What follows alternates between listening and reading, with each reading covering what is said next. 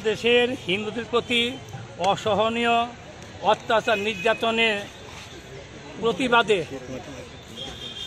হরিনাম সংকীর্তন সমাবেশ এর উপলক্ষ ভগবানের প্রতি নিবেদন এবং আপনাদের নিকটে নিবেদন যাতে সমস্ত পৃথিবীতে যত আমাদের হিন্দু সনাতনীগণ রয়েছেন তারা যে জায়গাতে সেখানে থাকুন, ভাই ভাই মিলে থাকুন।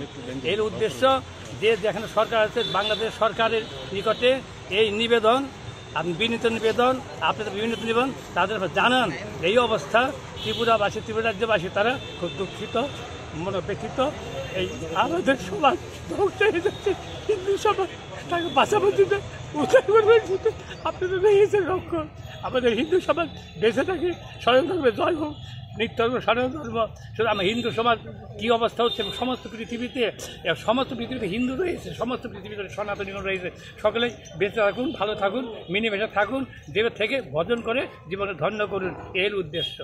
আমরা কাটাকাটি মারা হিংসা করবার জন্য জগতে আসি নাই, আমরা ভজন করে হরিনাম করে ধর্মপথের থেকে সনাতন ধর্ম আমাদের নিত্য ধর্ম, আদি ধর্ম, সত্যযুগে ছিল, ত্রেতা ছিল, দাপট কলি চলছে, সনাতন ধর্ম কখনো নষ্ট হয় না, তখন লুপ্ত হয়ে আবার সে উঠে যায়। ধর্মের প্রতি উজ্জ্বল হয়ে থাকে, সুতরাং আমাদের সনাতন ধর্ম উজ্জ্বল হয়ে থাকো এই প্রার্থনা করি। Actually, from 5th August 2024, what is happening in Bangladesh after resignation of Sheikh Hasina's government, there are few incidences, not few actually, around 300 incidences against the Hindus, Bangladeshi Hindus we have observed. So to protest against this kind of